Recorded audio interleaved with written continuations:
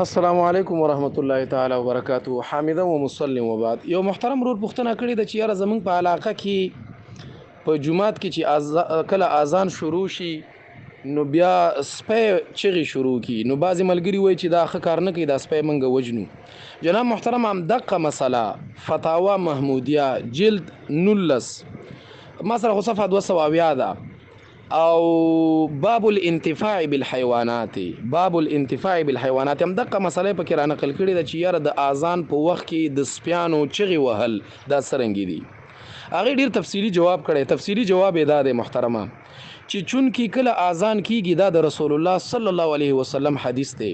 دا د رسول الله صلی الله علیه وسلم حدیث دی چې کله اذان کیږي نو شیطان د هغه علاقې نه تختی چې کوم ځای پورې د اذان اواز زی هغه زینم تختی.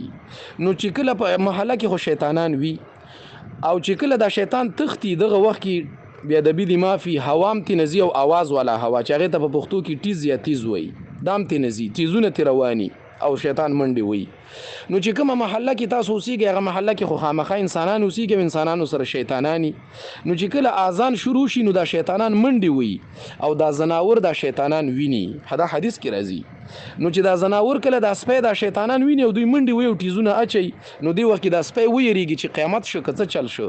نو د دې یری د وجنه دا سپی غریب بیا چغي او بغاري وي. نو دا سپی نو وجل پکار دی او نه دا کار دی غلط کوي. د خپل یری د الله د یری نه دی وي قیامت شو نو د دې وجنه دا چغي وهي نو نه وجل پکار دی او نه دا وجل دغه وخت کې جایز دی. په دې خبره د سر خلاص شو. دا چغي چې دا سپی وهي دا د هغه شیطانانو د منډو د وجنه وهي چې کوم شیطانان د اذان نه تختی. دا مسله فتاوا محمودیه جلد 19 ما سره صفحه 270 ده باب الانتفاع بالحيوانات هغه کې را نقل کړي. السلام علیکم ورحمت الله.